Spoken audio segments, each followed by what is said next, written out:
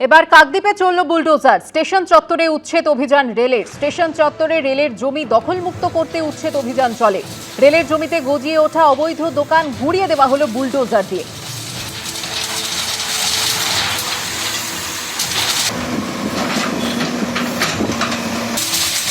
Rail কর্তৃপক্ষের তরফ থেকে দাবি করা হয়েছে যে এই অভিযান চলার আগে দখলদারদের একাধিকবার নোটিশ দেওয়া হয়েছিল।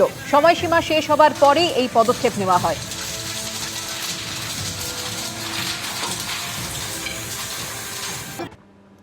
কারখানার গেটে তালা লাগালে যেতে হবে হাজতে। সিন্ডিকেট বা কাটমানির কথা জানতে পারলেই ভেঙে গুড়িয়ে দেব।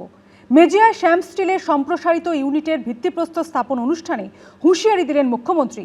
সময় করে কারখানার ভিতরটা দেখে যান। শুভেন্দু অধিকারী কটাক্ষ করলেন প্রাক্তন মুখ্যমন্ত্রীকে। পাল্টা জবাব দিয়েছে তৃণমূল। কোনো গুন্ডাগর্দি চলবে না।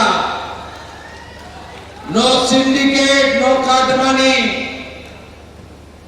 নো উসুলি। জানতে পারলেই ভেঙে গুড়িয়ে দেব। 7 দিনের মধ্যে রাজ্যে তৈরি হলো জোড়া শিল্পের জমি। ডানকুনিতে লাক্সকোজির পর শুক্রবার মেজিয়ায় শ্যাম স্টিলের সম্প্রসারিত ইউনিটের ভিত্তিপ্রস্তর স্থাপন হলো। শিল্পপতিদের রাজ্যে আসার আহ্বান জানালেন মুখ্যমন্ত্রী। আশ্বস্ত করলেন সরকার সব রকমভাবে তাদের পাশে থাকবে। এই অনুষ্ঠানে শিল্পপতিদের কাছে বিনিয়োগের আহ্বান জানানোর পাশাপাশি দুষ্কৃতীদের উদ্দেশ্যে কড়া বার্তা দিলেন মুখ্যমন্ত্রী। আইন শৃঙ্খলাকে ঠিক করতে হবে। গুন্ডা দমন আইন। কারখানার গেটে তালা লাগালে আপনাকে হাজতের ভিতরে থাকতে হবে। কারখানায় এসে গেটে ভেঙে দিয়ে গেলে 3 গুণ আদায় করব। বাঁকুড়ার মেজিয়ায় প্লান্ট সম্প্রসারণ করছে শ্যাম স্টিল ইন্ডাস্ট্রিজ। সূত্রের খবর, বিনিয়োগের পরিমাণ 15,000 কোটি টাকা। এবারে যদি সরকারটা না আসতো এরা সব উড়িষ্যা চলে যাবে ঠিক করেছিল। সিন্ডিকেট রাজ, তোলাবাজি, রাস্তায় গাড়ি নিয়ে বেরোলে হাত পাততো, গুন্ডা ট্যাক্স, পুলিশ টাকা নেয় তো আরেকবার ডান্ডা ট্যাক্স টাকা নেয়। কি অবস্থা করে রেখেছিলেন আপনারা। এই সরকার আসার জন্য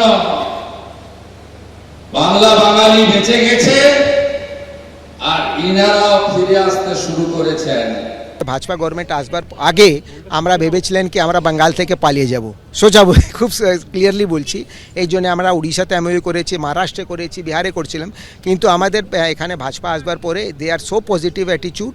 আমরা এখানে ইনভেস্টমেন্টটা বাড়াচ্ছি। 15,000 কোটি টাকা তো আমরা করবোই। আর যদি টাইম পালে, যদি আমাদের কিছু ল্যান্ড ব্যাংক কিছু আর পেয়ে গেলে আমরা এখানে ইনভেস্টমেন্ট আর বাড়িয়ে যাব। কারখানার ভিত্তিপ্রস্তর স্থাপন করে মমতা বন্দ্যোপাধ্যায়কে নিশানা করেন শুভেন্দু অধিকারী। প্রাক্তন মুখ্যমন্ত্রীকে বলবো, আপনার হাতে এখন অনেক সময় আছে। আপনি একবার এসে এই প্ল্যান্টের ভিতরটা দেখে যাবেন। উনি কথায় কথায় বিশেষ করে মারোয়াড়িদেরকে, হিন্দি স্পিকিং লোকেদেরকে বলেন, ये लोग तो बाहरी है, गुजरात बनने नहीं दूंगा, यूपी बनने नहीं दूंगा। আমি অভিভূত।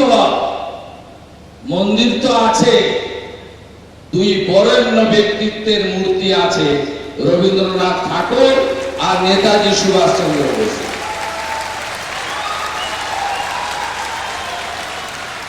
আপনি একবার এসে দেখে যাবেন, আমাকে জানাবেন, আমি সরকারের হেলিকপ্টারটা দিয়ে দেবো। মমতা বন্দ্যোপাধ্যায়ের মুখ্যমন্ত্রিত্বের সময়ও বিপুল শিল্প এসেছে, সমস্ত রকম শিল্প মমতা বন্দ্যোপাধ্যায়ের সময় এসেছে। এবং এর আগেও যেটা আরেকটি গোষ্ঠীর ডানলপের কাছে না ডানকুনির কাছে যেটি হলো, সেটিও তো মমতা বন্দ্যোপাধ্যায়ের সময়ের তৈরি হয়ে যাওয়া। এখন হয়তো মানে অফিসিয়ালি শিলান্যাস বা পুজোটা এখন হচ্ছে। শনিবার ডানকুনিতে ভিত্তিপ্রস্তর স্থাপন হয়েছে লাক্সকোজির গ্রুপের কারখানার নতুন ইউনিটে। সেই অনুষ্ঠানের মঞ্চ থেকে রাজ্যের শিল্পায়ন নিয়ে অবস্থান স্পষ্ট করে দিয়েছেন মুখ্যমন্ত্রী। শুভেন্দু অধিকারী বুঝিয়ে দিয়েছেন, এ রাজ্যে শিল্প স্থাপনের পথে বাধা হয়ে দাঁড়াবে না তোলাবাজি ও সিন্ডিকেট রাজ। এদিনও সেই বার্তা দিলেন মুখ্যমন্ত্রী। উজ্জ্বল মুখোপাধ্যায় ও আশাবুল হোসেনের রিপোর্ট, এবিপি আনন্দ। এবিপি আনন্দ, এগিয়ে থাকে, এগিয়ে রাখে।